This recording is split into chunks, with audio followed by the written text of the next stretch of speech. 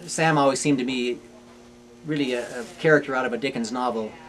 I never did see him pause or rest much. He would, more or less, if you'd say something to him or he had something to say to you, he'd come up to you and kind of adjust his spectacles in a Theodore Roosevelt sort of way and deliver himself of some opinion or comment, and then perhaps with a slight humorous jest or jibe at something, he would be on his way.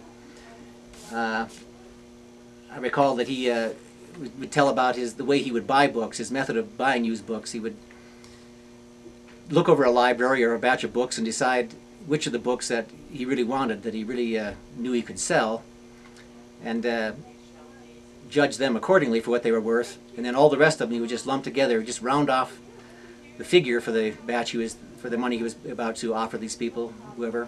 He would just round it off with the rest of the books, which might sit on the shelf for years, according to how many books there were or how long they might sit. There was Margaret, who bought the books for the schools in bulk. I think Richard LaFons came later, just later, as did Nye Thusen, who was here for many years.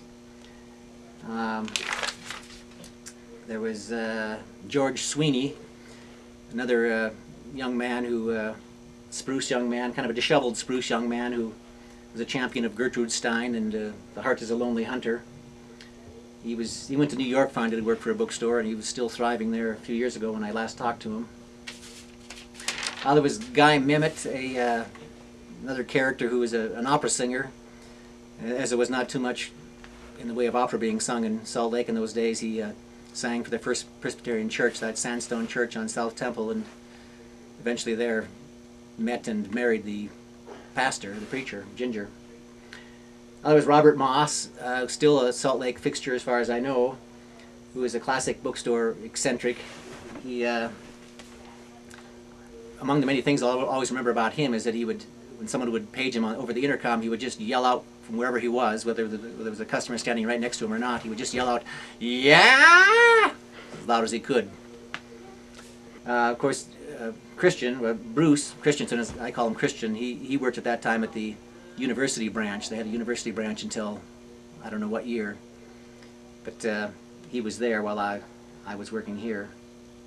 They had some of the beat poets here from the 50s, among which it was Gregory Caruso. I'm not sure of his last name anymore, but there was always some well-known writer from the past or present coming through. Time precludes me telling about the time Sam and I went down to Tokerville to fish for the elusive fur-bearing trout, but I must mention one more thing about Sam. Once I was in the back room looking over the incoming used books, and there was an old leather-bound journal or ledger that was blank, even though it was like 50 years old at that time. I asked Sam how much he wanted for it. He said he just graciously gave it to me, but it became there in January of 1981 the first journal I began keeping, and I'm now well into my journal number 24 or 5 or 6, all beginning with that first one I bought here. And appropriately enough, the last 3 or 4 were made by Ethan, who is working in this building. Of course, I've been coming back ever since working here, buying, especially when I had young children, buying children's books every Christmas for them and others.